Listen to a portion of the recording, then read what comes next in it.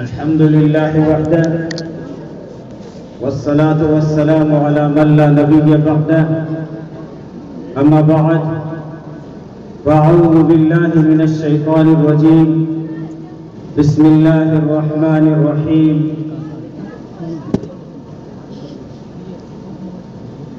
ولو أن قرآنا سيرت به الجبال أو قطعت به الأرض أو كلم به الموتى بل لله الأمر جميعا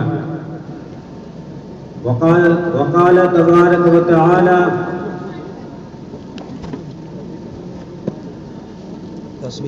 وقال النبي صلى الله عليه وسلم إن الله يرفع بهذا الكتاب أقواما ويدع به آخرين أو كما قال عليه الصلاة والسلام. جناب صدر لئی کے فخر قابل قدر جناب حضرت مولانا محمد یونس صاحب اور حضرت مولانا محمد ہارون صاحب اور استاد محترم حضرت مولانا انور شاہ بساتی قابل صد احترام علماء کرام، محترم دوستوں، بزرگوں اور عزیز بھائیوں، عزیز ماؤں بہنوں، عزیز بیٹیوں اور عزیز بچوں، اللہ تبارک و تعالیٰ کے بے شمار انعامات اور احسانات ہیں کہ جس نے ہمیں قرآن کی نسبت سے، دین کی نسبت سے جمع ہونے کی توفیق عطا فرمائی. اللہ تبارک و تعالیٰ آپ سب کی تشریف آوری اور میری حاضری کو اپنی بارگاہ سمدیت میں قبول و منظور فرمائے. خاک کا ایک ذرہ ذکر مہوشاں کیسے کرے، عشق کے راز نہاں کو وہ عیاں کیسے کرے، مدح آقا کی گدائے بے نشاں کیسے کرے، مشک سے دھوئے زباں کو پھر وہ بیاں ایسے کرے، پشت بے پیغم بعشوائے ترک نازک پہ کرے، خوش بیان مہربان جان جانے دل برے. نعت پڑھتا ہوں تیری آقائے من شاہ زمن، نام تیرا کتنا پیارا پاک تن پاکیزہ من، خندہ روح جبیں روشن غنچہ دہن شیریں سخن، نہ کہتے زلف معبر پر فدا مشک ختن، یاسمن رشک سمن جان چمن یا جان من، آشنائے دل ربائے خود نوائے خود سرے.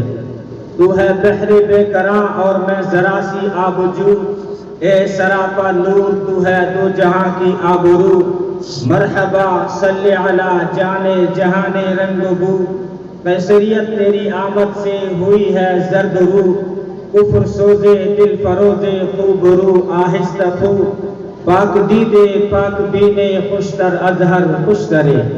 اختر تابہ کہوں یا ایک مہ کامل تجھے، میں کہوں کون مکان کی جان یا پھر دل تجھے، میں سمجھتا ہوں نشان جاداؤ منزل تجھے، دل کھچے بے ساختہ وہ ہے کشش حاصل تجھے، نازنین محجبین دل کشے یا دل کشے، جاں گدازے دل نوازے گوہرے یا اخترے.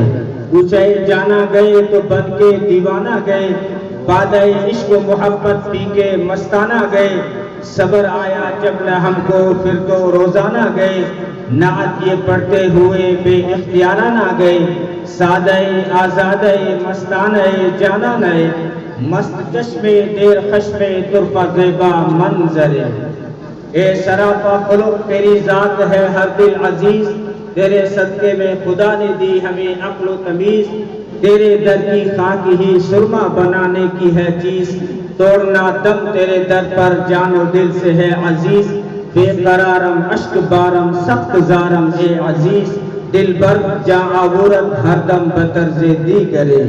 کوئی لفظوں میں کیسے بتائے کہ ان کے رتبے کی حد ہے تو کیا ہے، کوئی لفظوں میں کیسے بتائے کہ ان کے رتبے کی حد ہے تو کیا ہے.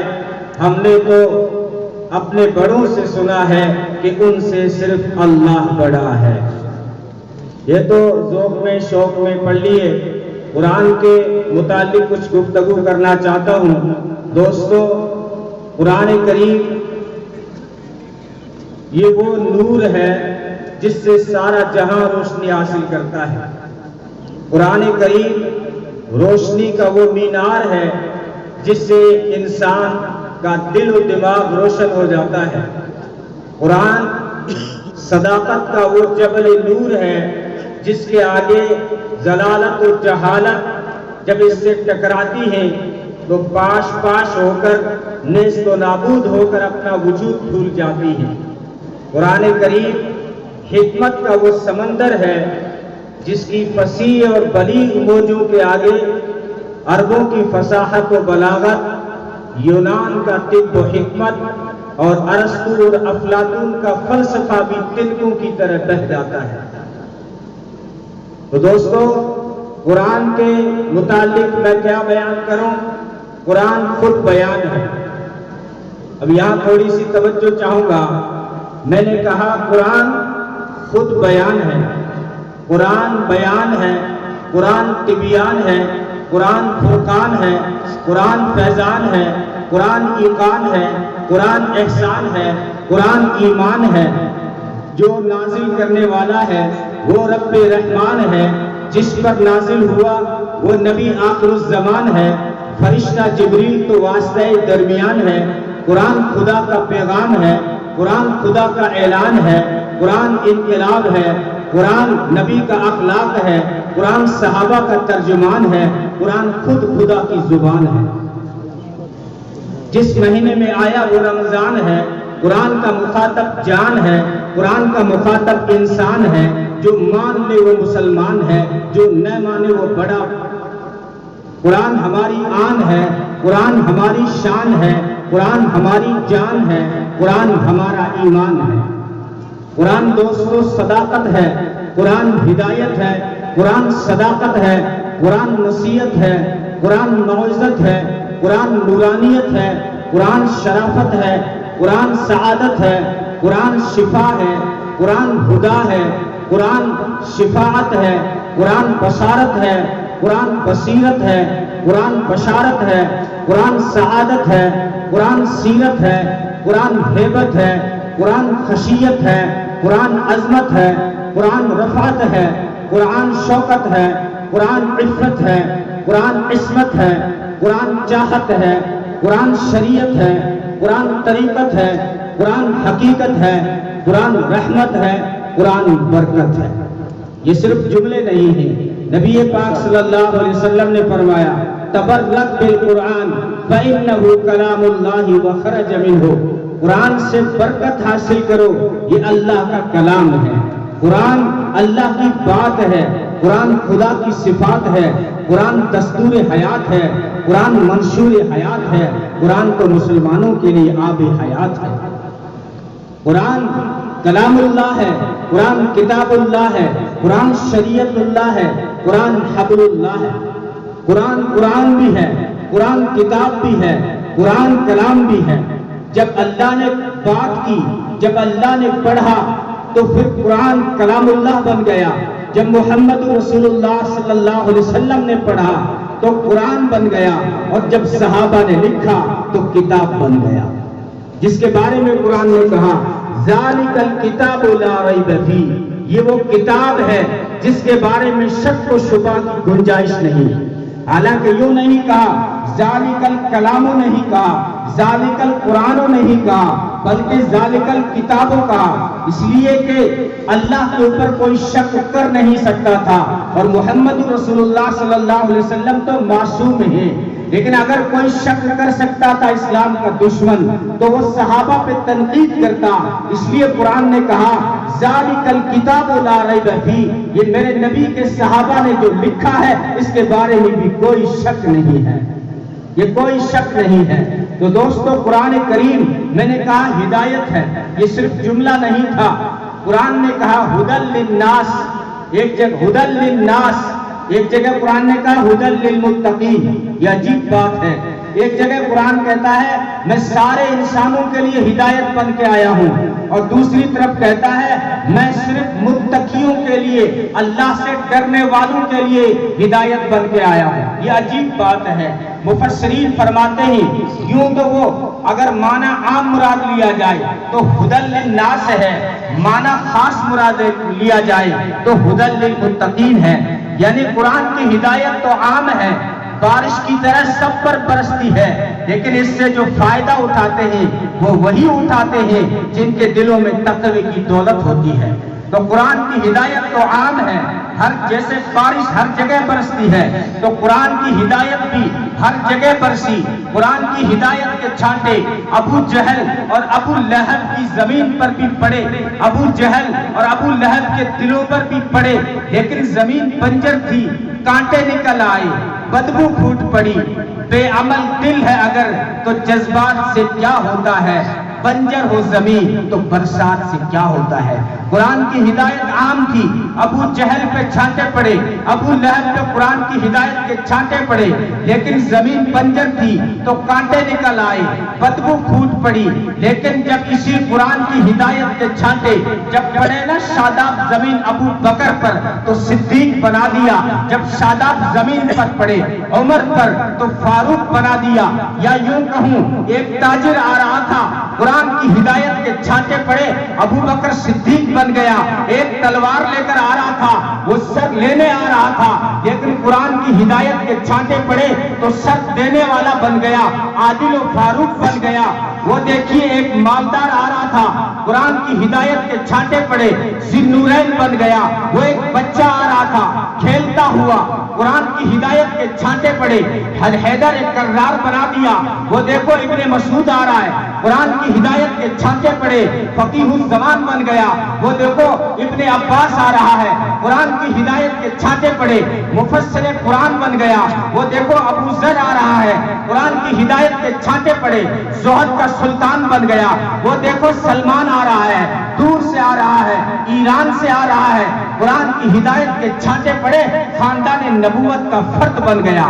وہ دیکھو وہ غلام آ رہا ہے، آزاد نہیں ہے، غلام ہے، عرب سے نہیں ہے، حبش سے ہے، گورا نہیں ہے، کالا ہے، خوبصورت نہیں ہے، سانولا ہے، قریب کا نہیں ہے، دور کا ہے، اپنا نہیں ہے، پرایا ہے، یگانہ نہیں ہے، بیگانہ ہے، لیکن قرآن کی ہدایت کے چھانٹے پڑے تو چلتا زمین پر ہے، قدموں کی آہٹ جنت میں سنائی دیتی ہے۔ تو قرآن ہدی للناس بھی ہے، ہدی للمتقین بھی ہے، یہ ہدی للناس ہے۔ قرآن نے کہا ان ھذا القرآن یہدی للتی ہی اقوم، قرآن یہ وہ کتاب ہے جس سے قومیں ہدایت حاصل کرتی ہیں، قوموں نے قرآن سے ہدایت حاصل کی ہے۔ قرآن ہدایت ہے۔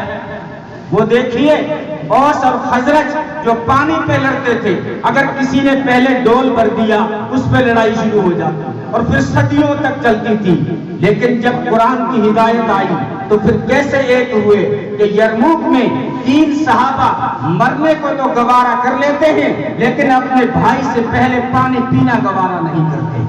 وہ دیکھیے حضرت طلحہ اپنی بیوی سے کہہ رہے ہیں، حضرت طلحہ انصاری نے اپنے بیوی سے کہا مہمان آ رہا ہے، کھانا تھوڑا ہے، تو دیے ٹھیک کرنے کے بہانے اس کو بجھا دینا تاکہ ہمارا مہمان بھوکا نہ رہے۔ حالانکہ یہ وہ لوگ تھے جو زندہ انسانوں کو جلانے کے لیے آگ کے شعلے بھڑکاتے تھے، آگ کے شعلے بھڑکاتے تھے زندہ انسانوں کو جلانے کے لیے۔ وہ دیکھیے عامر ابن ہند جس کے بھائی کو بنو تمیم والوں نے قتل کر دیا تھا، تو اس نے قسم کھائی، منت مانی کہ بنو تمیم کے 100 افراد کا قتل کروں گا، 100 افراد کا۔ اور اس نے یک بار کی اچانک بنو تمیم پہ حملہ کر دیا، بنو تمیم والے بھاگ کھڑے ہوئے، کوئی اس کے ہاتھ میں آیا، صرف ایک ضعیفہ نحیفہ ایک کمزور بڑھی عورت اس کے ہاتھ لگی جس کا نام حمرا تھا۔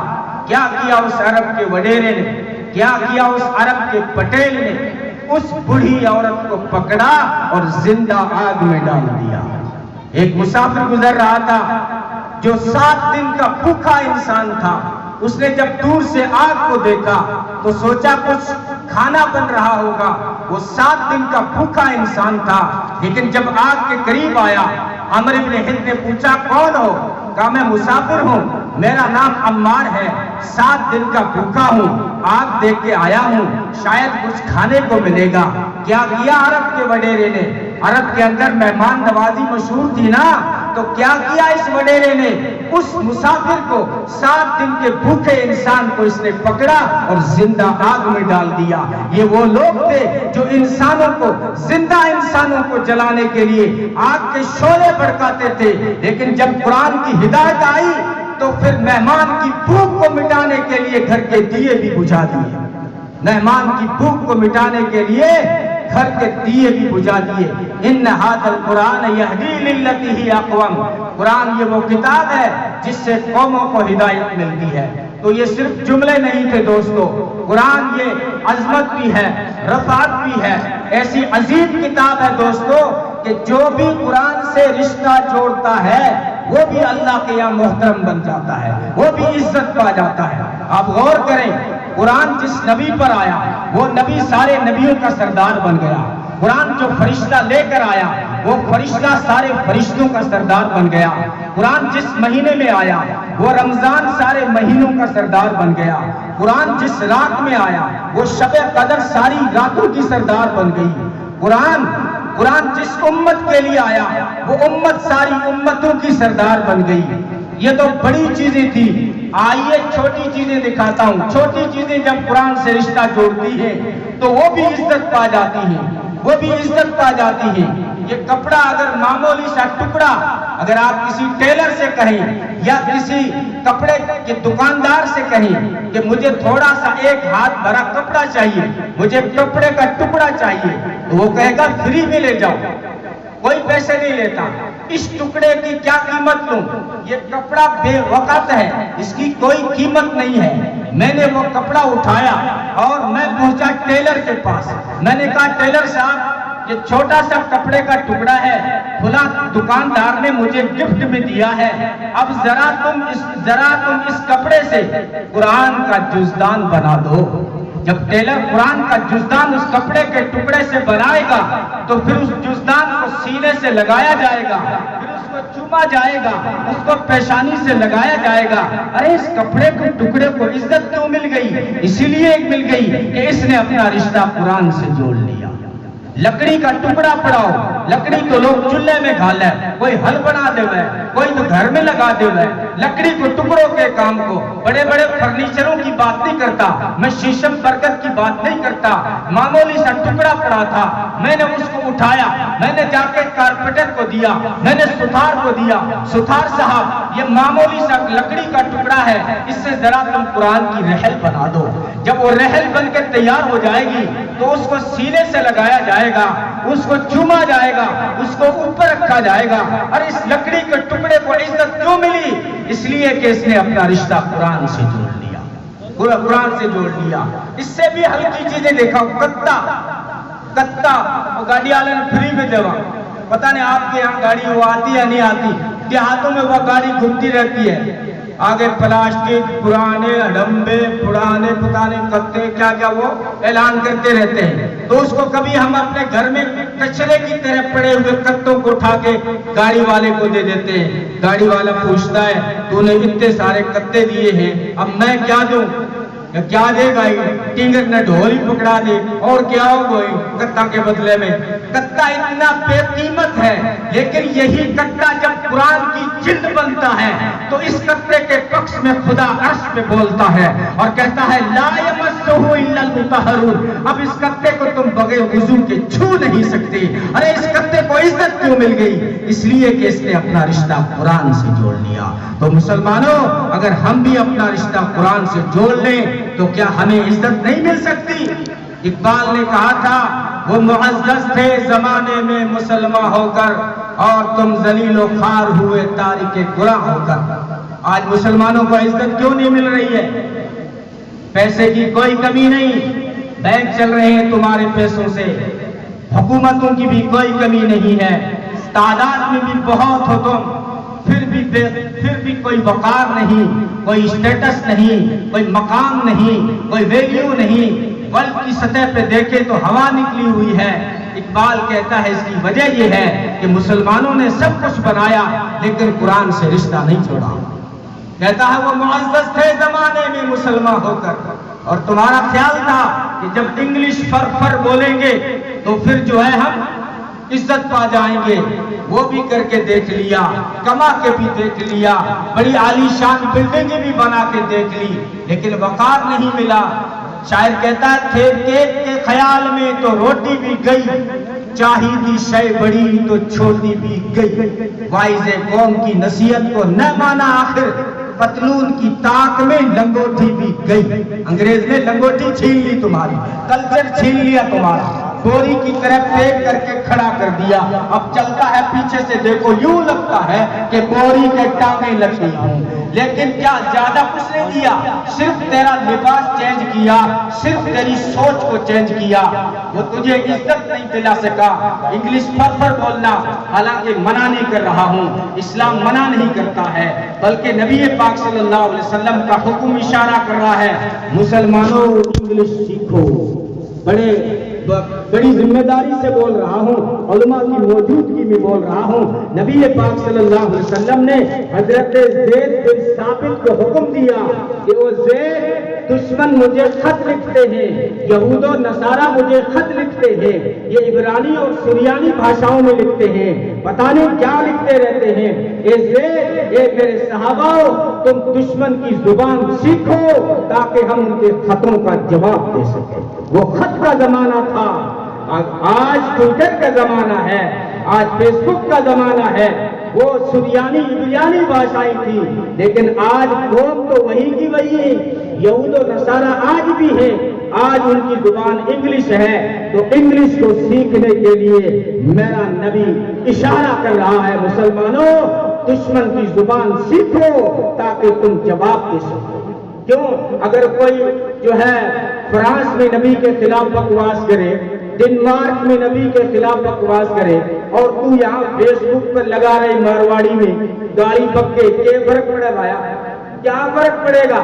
اگر ان کو جواب دینا ہے تو انگلش سیکھنا پڑے گا، انگلش سیکھنا پڑے گا۔ نبی نے فرمایا ساری زبانیں اللہ کی مخلوق ہیں، کسی زبان کی برائی نہیں کر سکتے۔ چائنا جیسی نہ سمجھ میں آنے والی زبان کو بھی آپ حقارت کی نگاہ سے اسلام کہتا ہے مت دیکھو، کیونکہ چائنا وہ کیسی ہی زبان ہے لیکن مخلوق اللہ کی ہے۔ اللہ کی مخلوق میں عیب نکالنا اس کی کاریگری میں عیب نکالنا ہے۔ اس لیے نبی نے فرمایا ساری زبانیں اللہ کی مخلوق ہیں۔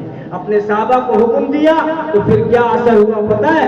علماء جانتے ہیں صحابہ میں ایسے لوگ تھے جو فارسی جانتے تھے، صحابہ میں ایسے لوگ تھے جو سندھی زبان جانتے تھے، صحابہ میں ایسے لوگ تھے جو عبرانی اور سریانی جانتے تھے، اور حضرت عبداللہ ابن زبیر 100 زبانیں جانتے تھے، 100 پوری 100۔ انہوں نے دنیا کے مختلف علاقوں سے 100 غلام رکھے تھے، اسی لیے تاکہ ان غلاموں سے مختلف علاقوں کی زبان کو سیکھ سکوں۔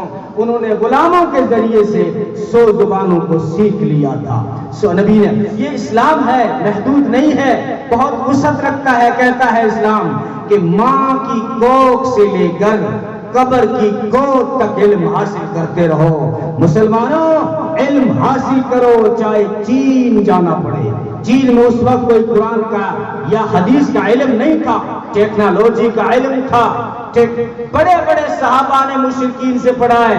یہ دماغ سے نکال دینا کہ اسلام مجھے اسکول بھیجنے نہیں دے گا، اسلام مجھے روکے گا غیروں کے پاس جانے سے، اسلام مجھے روکے گا مشرکین کے پاس جانے سے، یہ دماغ سے نکال دینا۔ بڑے بڑے صحابہ، صرف بڑے نہیں، کاتب وحی صحابہ مشرکین کے پاس میں لکھنا اور پڑھنا سیکھے ہیں۔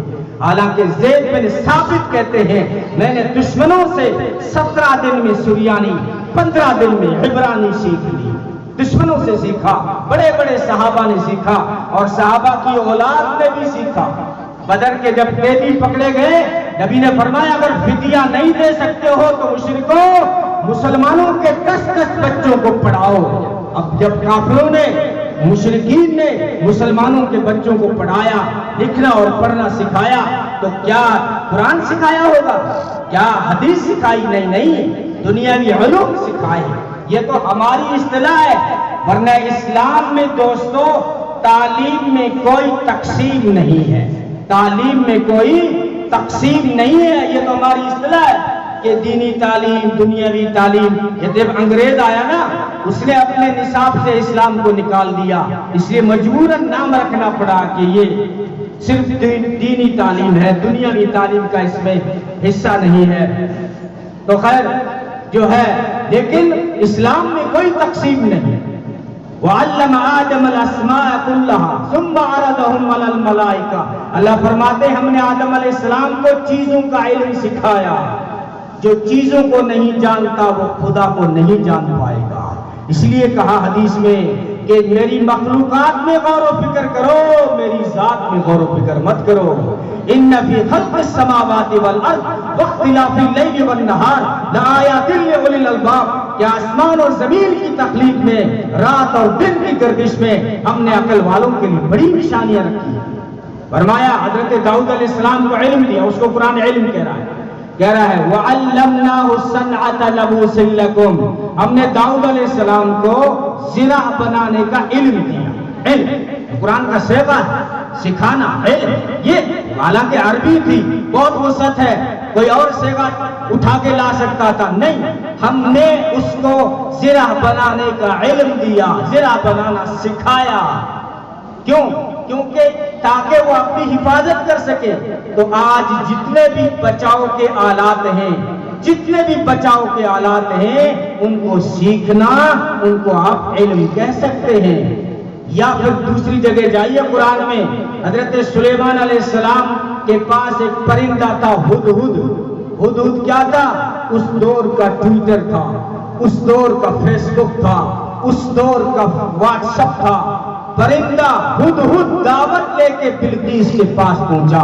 ہدہد پرندہ دھرتی تھرمامیٹر بھی تھا، ہدہد پرندہ تھرمامیٹر بھی تھا، دھرتی سونگ کے بتا دیتا تھا کہ یہاں پانی ہے یا نہیں، اور پانی ہے تو میٹھا ہے یا کھارا۔ یہ تھرمامیٹر صرف ہدہد کے پاس تھا۔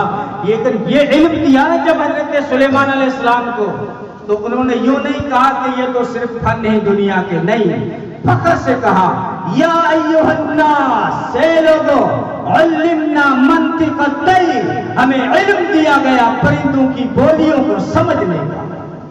یہ علم ہے، اس کو آپ اس علم کہہ سکتے ہیں، یہ تقسیم بعد میں ہوئی ہے، لیکن میں سمجھتا ہوں اس موضوع پر زیادہ بولنے کی ضرورت نہیں ہے۔ ہمیں جو غفلت ہو رہی ہے وہ ہماری اصطلاح کے مطابق دینی تعلیم سے غفلت ہو رہی ہے، دینی تعلیم سے غفلت۔ میں تو ہر جگہ کہا کرتا ہوں مسلمانوں آل راؤنڈر بنو۔ یہ 20 دور ہے، یہ 5 ڈے کا زمانہ نہیں، اب تو 5 اوور کی بات کر یار، 5 اوور بہت فاسٹ، اس لیے آل راؤنڈر بنو، یعنی دنیا کے بھی ہوشیار بنو تو دین کے بھی ہوشیار بنو۔ تم دینی تعلیم بھی حاصل کرو، دنیاوی تعلیم بھی حاصل کرو۔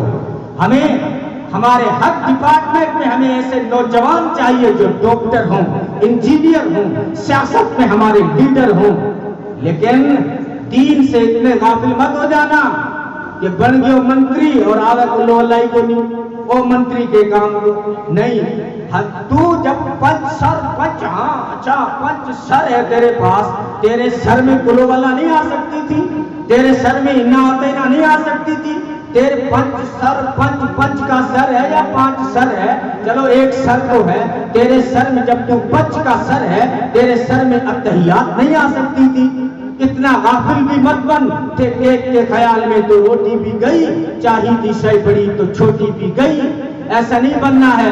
ٹفن سے بو آئے کیا ماں باپ کے اتوار کی، دودھ تو ہے ڈبے کا اور تعلیم ہے سرکاری۔ ایسے نہیں، اپنے بچوں کو دینی اداروں سے، دینی مکاتب سے، مساجد سے جوڑے رکھو۔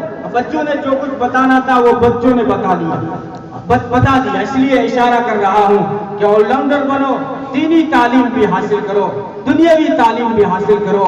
ان کا مقام کیا ہے ان طلبہ کا ہم نہیں جانتے، اگر ان کا مقام معلوم کرنا ہے تو فرشتوں سے پوچھو کہ جب طالب علم قدم اٹھاتے ہیں تو تم ان کے قدموں میں پر کیوں بچھاتے ہو؟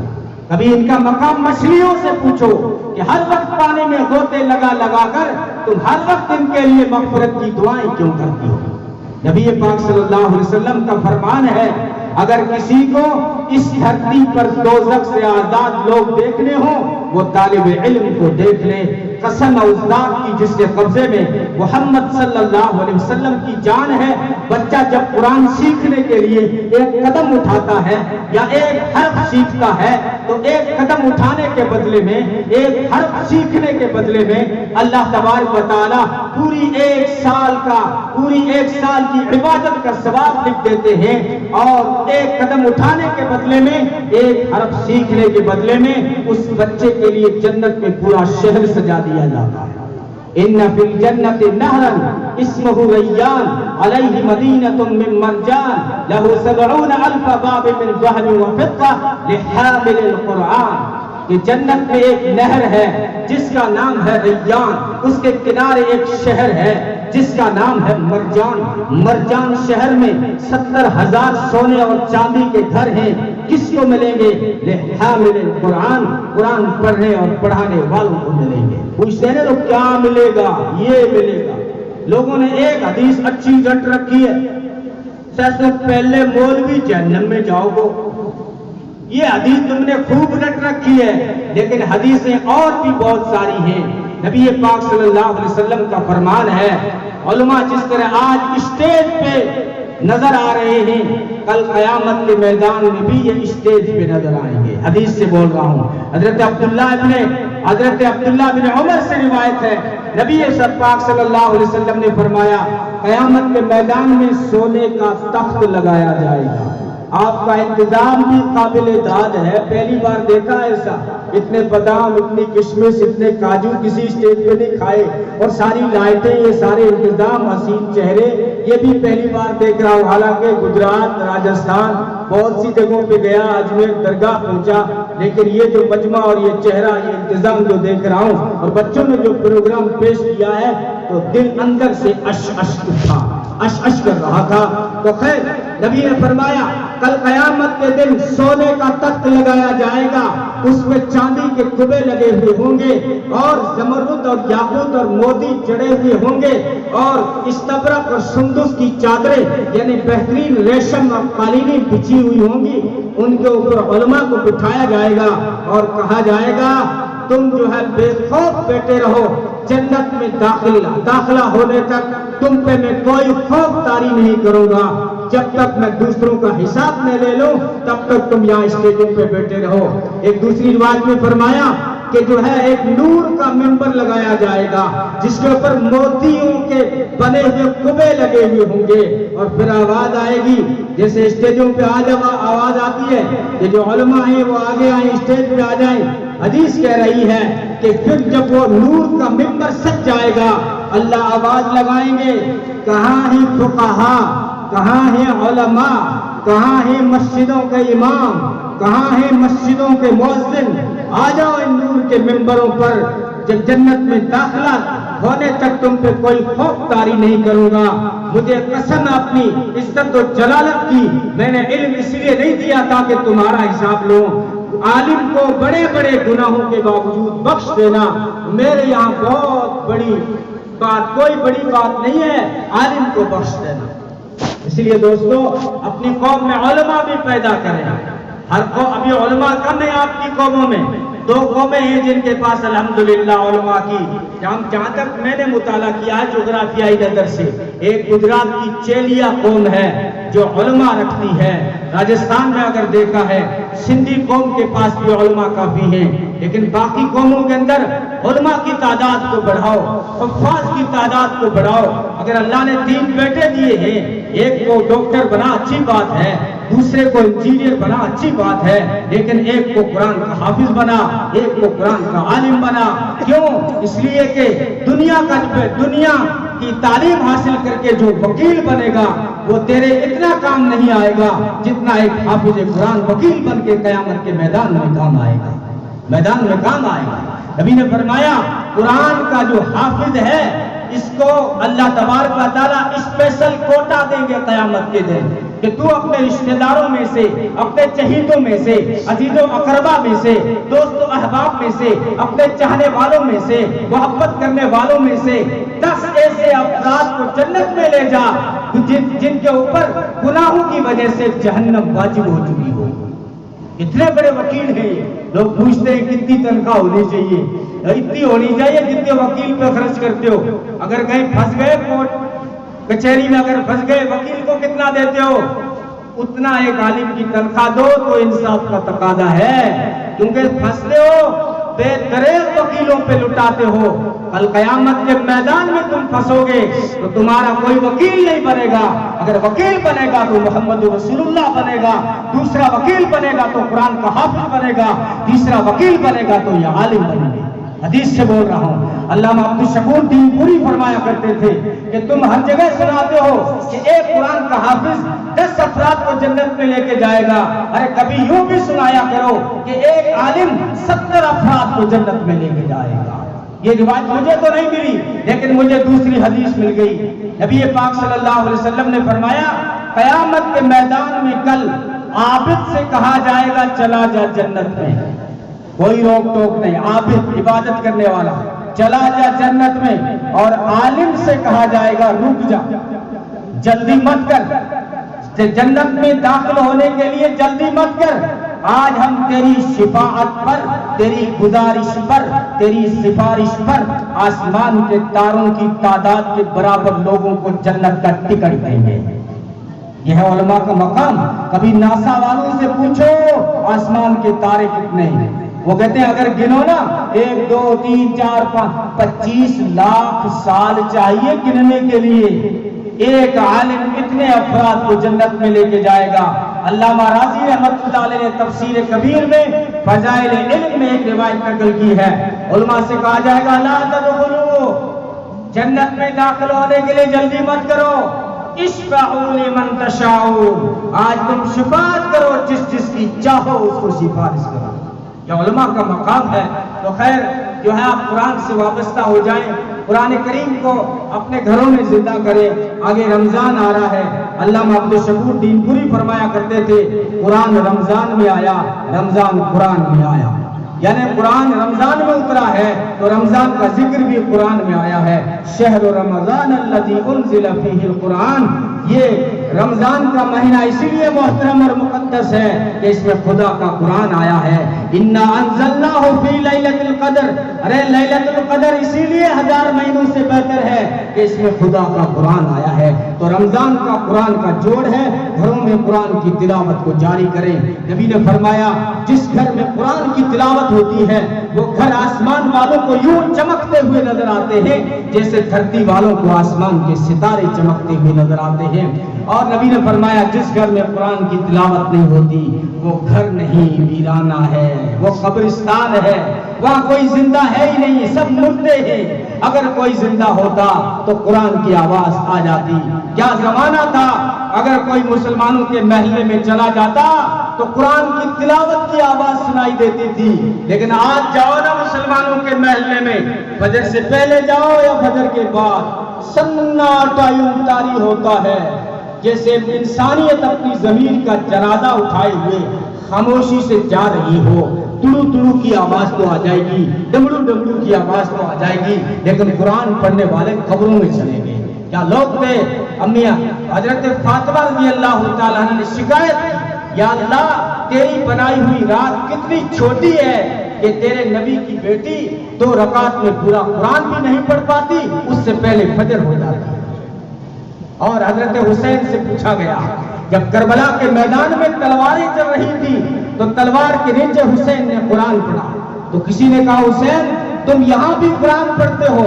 فرمایا میں قرآن کیوں نہ پڑھوں, میری نانی وہ نانی تھی جنہوں نے فاقوں میں قرآن پڑھا, میرا نانا وہ نانا تھا جنہوں نے پتھر کھائے طائف میں اور قرآن پڑھا, میری امی وہ امی تھی جو چکی چلا کے قرآن پڑھتی تھی, میرا ابو وہ ابو تھا جنہوں نے گھوڑے کی پشت پہ قرآن پڑھا, اور میرا بھائی حسن وہ بھائی تھا جنہوں نے تخت پہ قرآن پڑھا. تو حسین تلواروں کے نیچے مست ہو کے قرآن کیوں نہیں پڑھے؟ اس لیے قرآن کی تلاوت کو بھی اپنے گھروں میں زندہ کریں, اپنے بچوں میں کوئی بچہ بچی ہمارا قرآن پڑھے بغیر نہ رہے.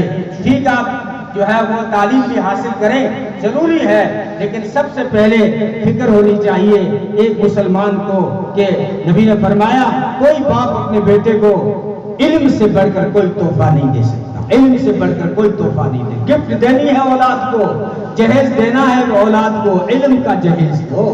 بیٹیوں کو علم تو یاد رکھنا، اسلام بیٹی کو بھی پڑھنے سے منع نہیں کرتا. پڑھے لکھے لوگ بیٹے ہیں. مدینے میں امی عائشہ سے بڑھ کر کوئی کامیاب لیڈی ڈاکٹر نہیں آئی. کسی کا کلینک اتنا نہیں چلا جتنا امی عائشہ کا چلا. کسی نے پوچھا یہ طب کا فن کہاں سے حاصل کیا؟ فرمانے لگی جب آخری نبی پاک صلی اللہ علیہ وسلم آخری دنوں میں جب بیمار ہو گئے تھے، مختلف علاقوں سے طبیب اور حکیم اور ڈاکٹر آتے تھے، جڑی بوٹیوں سے وہ علاج کرتے تھے. میں نے دیکھا دیکھی ان کا یہ فن بھی حاصل کر لیا، یہ علم بھی میں نے حاصل کر لیا. اور کیا کیا علماء سے پوچھنا، صرف 18 سال کی ہوئی اور نبی پاک صلی اللہ علیہ وسلم دنیا سے چل بسے، اور پھر 63 سال تک زندہ رہی. تو کیا کیا امی عائشہ نے؟ 45 سال. امی عائشہ نے 45 سال پردے کے پیچھے بیٹھ کر بڑے بڑے مردوں کو پڑھایا. یعنی ٹیچر بننا بھی اسلام منع نہیں کرے گا، اسلام اپنی حد قائم کرے گا، اسلام پردے کا حکم لائے گا، لیکن لڑکی کو بھی بچی کو بھی پڑھنے سے منع نہیں کرے گا. تو بچی کو قرآن کا علم بھی دے اور دوسری ضروریات کا جس کو عصری تعلیم کہا جاتا ہے وہ بھی دلائیں. خیر دوسرے حکم کی طرف میں آ رہا ہوں، مختصر کر رہا ہوں، بات تھوڑی طویل ہو گئی. دوسرا مجھے خاص طور پر حکم ہے کہ میں تھوڑی سی کچھ سیرت کی جھلک دوں. یہ مولانا کا حکم تھا. حالانکہ نبی کی سیرت و صورت، عزت و عظمت، رفعت و منقبت، عفت و عصمت، شان و شوقت، ناموس و تقدس، رسالت و شریعت، صداقت و عدالت، سخاوت و شجاعت، جرأت و ہمت، امانت و دیانت، نبی کا جلال جمال کمال خصال، نبی کے اقوال احوال کردار و اعمال رفتار گفتار انوار و اطوار تجلیات کے خد و خال، نبی کے خصائل شمائل فضائل مناقب جمالات کمالات احسانات میں کیسے بیان کروں؟ وہ تو حسن کے پیکر ہیں، منبع ہے، مابع ہے، ملجا ہے، محور ہے، مرکز ہے، سراپا ہے. وہ تو حسن کے قائد ہے، رہبر ہے، رہنما ہے، مقتدا ہے، پیشوا ہے، امام ہے، سید ہے، سردار ہے، سرتاج ہے.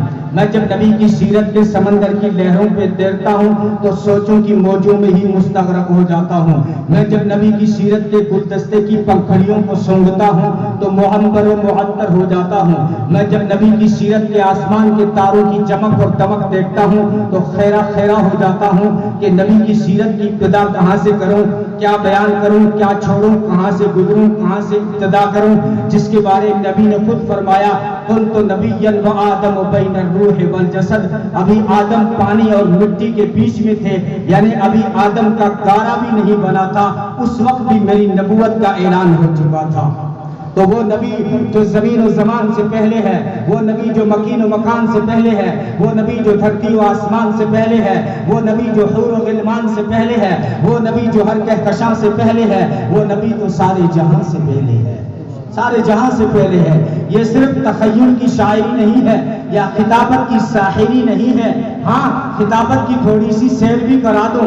جب میں عالم ارواح میں پہنچا تو وَإِذْ أَخَذَ اللَّهُ مِيثَاقَ النَّبِيِّينَ میں اسی نبی کے چرچے نظر آئے. ہاں ایک بھادرہ کے بہادروں، یہ ہمارا جلسہ ہے، اس میں کوئی تو سو رہا ہے اور خطیب اویر سویر گو رہا ہے، لیکن ایک جلسہ ہوا عظیم الشان جلسہ عالم ارواح میں. وہ جلسہ کتنا عظیم جلسہ تھا کہ جس کے سامعین انبیاء، خطیب خود خدا اور موضوع شان مصطفیٰ. اللہ نے ایسا جب میں عالم ارواح سے عالم دنیا میں آیا تو دنیا کے ہر در و دیوار پر، ہر صحرا بازار پر، ہر منبر و محراب پر، ہر کتاب کے ورق پر، ہر قلم کی نوک پر، ہر زبان کی چوک پر، ہر پرندے کی اڑان پر، ہر پتھر کی چٹان پر، ہر مچھلی کی زبان پر اسی نبی کے درود و سلام کے ترانے نظر آئے. جب میری ولادت ہوئی تو میرے کان میں اذان پڑی گئی، دوسرے کان میں تکبیر پڑی گئی. میں نے سنا اذان میں نبی کا نام تھا، تکبیر میں نبی کا نام تھا. میں کچھ بڑا ہوا، مکتب چلا گیا، مکتب میں مجھے کلمہ سکھایا گیا تو کلمے میں نبی کا نام نظر آیا. میں نے نماز کی نیت باندھ لی، نماز کے اتحیات میں اسی نبی کا درود نظر آیا. میں نے سلام پھیرنے کے بعد دعا کے لیے ہاتھ اٹھائے تو دعا میں اسی نبی کا وسیلہ نظر آیا. وسیلہ نظر آیا.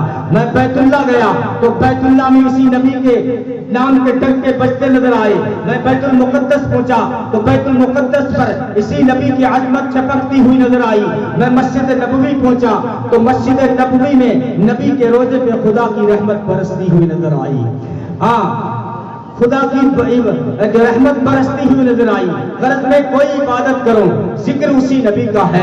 اگر میں کوئی تلاوت کروں ذکر اسی نبی کا ہے. میں کوئی ریاضت کروں ذکر اسی نبی کا ہے. میں کوئی اطاعت کروں ذکر اسی نبی کا ہے. میں قرآن کی تلاوت کروں تو ذکر اسی نبی کا ہے. توریت کھولوں اسی نبی کا نام, انجیل کھولوں اسی نبی کا نام, زبور کھولوں اسی نبی کا نام, قرآن پڑھوں اسی نبی کا نام, اسی نبی کا نام. پادرا والوں اگر مر جاؤ مغفرت کی دعا کر لینا, پلے کچھ نہیں. لیکن یہاں بات کچھ اور سمجھا رہا ہوں. اگر میں مر جاؤں تو نماز جنازہ میں نبی کا درود نظر آتا ہے. اگر میں قبر میں چلا جاؤں تو قبر کے سوال و جواب میں نبی کا نام نظر آتا ہے. اگر میں قیامت کے میدان میں چلا جاؤں, قیامت کے میدان میں لوا والحمد نبی کی عظمت لہراتا ہوا نظر آتا ہے. اگر میں حوض کوثر پہ چلا جاؤں, حوض کوثر کے پیالوں پر اسی نبی کا نام نظر آتا ہے. اگر مقام محمود کو دیکھوں تو مقام محمود پر اسی نبی کی شان و شوکت چمکتی ہوئی نظر آتی ہے. اگر میں سدرہ پہ چلا جاؤں جہاں جبریل کی انتہا ہو رہی تھی, وہاں نبی پاک صلی اللہ علیہ وسلم کی شان و رفعنا لک ذکر کی ابتدا ہو رہی تھی. اگر عرش پہ جاؤں, عرش کے پایوں پر محمد محمد لکھا دیکھوں, درے جنت پہ پہنچوں, جنت کے دروازوں پر, جنت کے دریچوں پر, جنت کی کھڑکیوں پر, جنت کے روشن دان پر اسی نبی کا نام روشن نظر آتا ہے.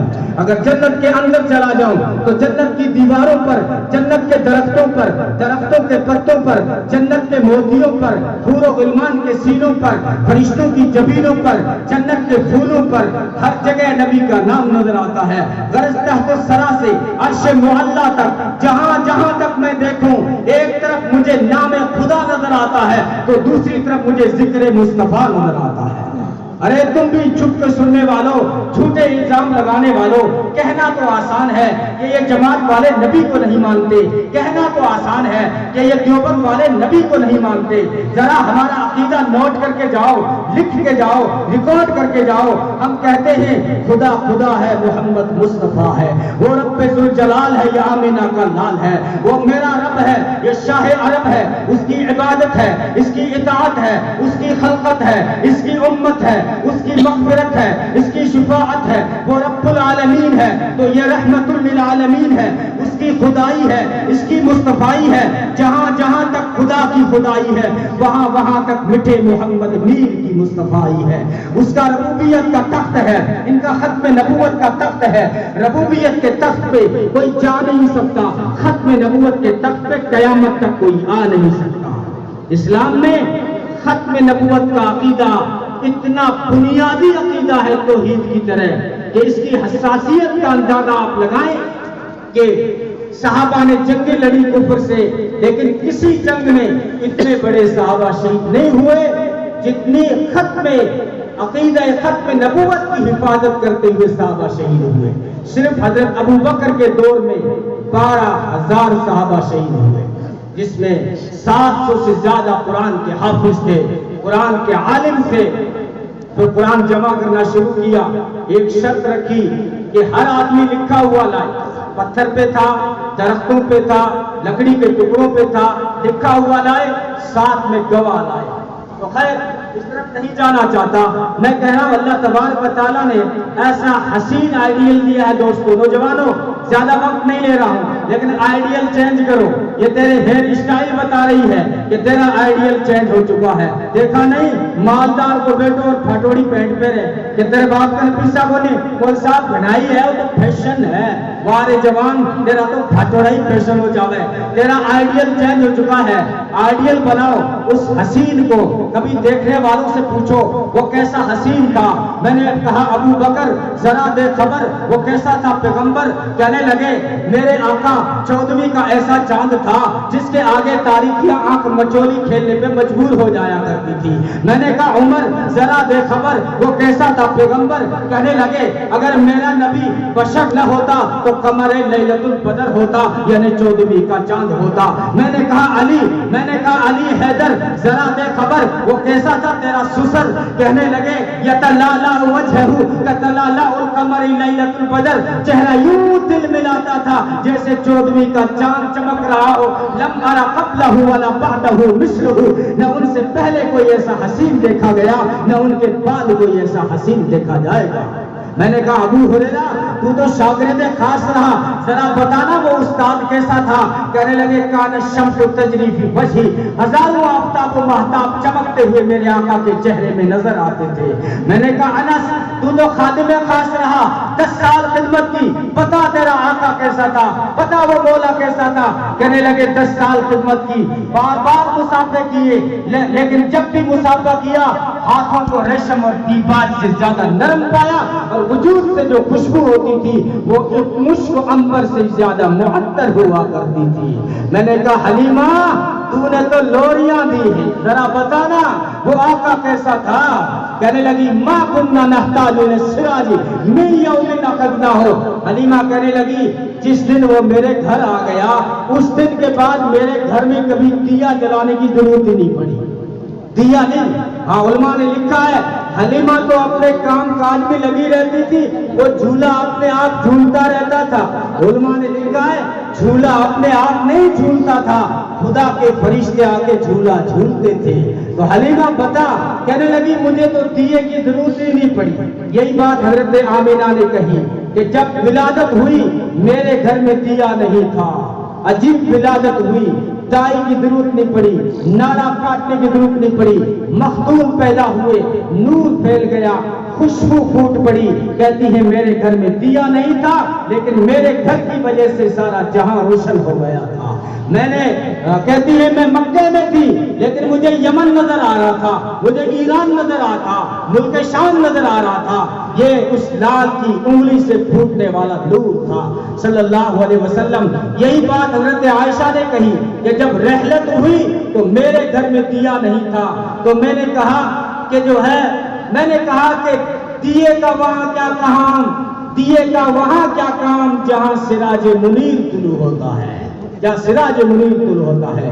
یہ تطہیر کی لطف، یہ نکھری فضا، یہ چھائی ہوئی رحمتوں کی گھٹا، یہ کھلتی ہوئی انما کی دکان، یہ ہر صرف حق صرف رہو کی ادا، یہ قوس قضا علم و عرفان کی، یہ رعنا یا عکس وجدان کی، یہ نقش جنوں کے نکھرتے ہوئے، یہ ملک آسمان سے اترتے ہوئے، یہ حوروں کے گیسو سنورتے ہوئے، یہ خیالوں کے آہو گزرتے ہوئے، یہ رنگوں کی بارش چمن در چمن، یہ سجتی ہوئی محفل فکر و فن، یہ برستے ہوئے درج و لعل و گہر، یہ چمکتی ہوئی عقل کی رہ گزر، یہ سبزے پہ ہے شبنم کی پرچھائیاں، یہ تاروں کی ہے خواب انگڑائیاں، یہ صدف، یہ موتی صدف سے نکلتے ہوئے، یہ شرر آب گینوں میں ڈھلتے ہوئے، یہ مستی کی بہتی ہوئی آب جو، یہ بڑھتی ہوئی شوق کی آب و روح، یہ دل میں پگھلتی ہوئی ہر امنگ، یہ بہتے ہوئے رنگ بھی سنگ سنگ، یہ مہتاب ذروں میں بٹتا ہوا، یہ خورشید شیشوں میں کٹتا ہوا، یہ باب حرم جگمگاتا ہوا، یہ سارا جہاں جگمگاتا ہوا، زمین پر اترتے ہوئے انبیاء، لبوں پر ہے صلی اللہ کی صدا، مرحبا مرحبا یہ کون آ گیا، خاموشی کا یہ کیسا فسون چھا گیا، یہ بدر الدجا ہے یہ شمس الضحا، یہ مفہوم واللیل راز کسا، یہ تخلیق کونین کا راز ہے، بشر ہے مگر نور کا ناز ہے، مسرت سے جھومے میری زندگی کہ نبیوں کی محفل مکمل ہوئی، الہام کی رمجھم کہیں بخشش کی گھٹا ہے، یہ دل کا نگر ہے کہ مدینے کی فضا ہے، سانسوں میں مہکتی ہی مناجات کی گلیاں، گلیوں کے کٹوروں میں تیرا نام لکھا ہے، گلیوں میں اترتی ہی ملائک کی قطاریں، احساس کی بستی میں عجب جشن بپا ہے قریہ ادراک منور تیرے دم سے، ہر ساعت خوشبخت جہاں نغمہ سرا ہے، یہ نظر تیری بارگہ ناز میں افکار، تو مرکز دلداری ارباب وفا ہے تیری کسک میں بھی دھمک حشر کے دن کی، وہ یوں کہ میرا قریہ جاں گونج اٹھا ہے، آیات کے جھرمٹ میں تیرے نام کی مسند، لفظوں کی انگوٹھی میں نگینہ سا جڑا ہے، نگینہ سا جڑا ہے۔ تو خیر بات کو سمجھ رہا ہوں، اللہ تبارک و تعالیٰ نے ایسا حسین آئیڈیل دیا ہے اور میری مائیں بہنیں اور عزیز بیٹیاں بھی آئی ہوئی ہیں، ان کے لیے بھی جنت کمانا نبی نے فرمایا بہت آسان ہے، تم 4 کام کر لو، نبی نے فرمایا جنت کی ضمانت لیتا ہوں۔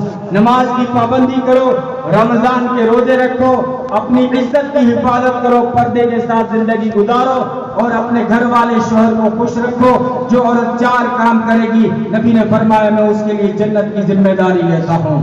لیکن عورتوں کو نبی نے دوزخ میں زیادہ دیکھا، دوسری حدیث میں ہے کہ عورتیں جہنم میں بھی زیادہ ہیں تو جنت میں بھی زیادہ ہیں، کیونکہ ان کی تعداد زیادہ ہے، لیکن جہنم میں جو لے جاتی ہے وہ لعن تان سے بچیں، ناشکری سے بچیں۔ مولانا تھانوی نے لکھا ہے بیوی کو آپ 70 سال سونے کے پلنگ پہ بٹھا کے دنیا بھر کے پھل فروٹ کھلاتے رہیں، لیکن جس دن کھانا بناتے وقت تیری رسوئی میں نمک ختم ملے گا، سیدھا یہی جملہ نکلے گا کہ جب سے اس گھر میں آئی ہوں کچھ نہیں دیکھا۔ اگر شوہر کہے اتنے سارے کپڑے لایا، وہ کیا کا کپڑا، وہ تو چیتڑا ہے۔ ارے اتنے سارے چپل لایا، وہ کیا کا چپل، وہ تو لیٹرا ہے۔ ارے اتنے سارے برتن لایا، ارے کیا کا برتن، وہ تو ٹھیکرا ہے۔ یوں ناشکری میں اور لعن طعن میں کسی کو نہیں بخشتی، بچے کو نہیں بخشتی، پڑوسن کی بکری بھی آ جائے نہیں چھوڑتی۔ اب بیچاری بکری کو کیا پتا کہ تمہاری آپس میں نہیں بنتی، اب سنانا تو ہے پڑوسن کو، لیکن ٹارگیٹ بنے گی بکری کو، تیرا دھڑی مرے تنے پانے کو پلاوے۔ تو یہ لعن طعن کی وجہ سے اور ناشکری کی وجہ سے عورت جہنم میں جاتی ہے۔ آپ لعن طعن سے بچ جائیں، ناشکری سے بچ جائیں، 4 کام کریں، جنت کی ضمانت نبی پاک صلی اللہ علیہ وسلم دے رہے ہیں۔ میں نے کچھ اٹاک پٹاک باتیں کی ہیں، اللہ تبارک و تعالی ہم سب کو عمل کی توفیق عطا فرمائے۔ وآخر دعوانا الحمدللہ رب العالمین۔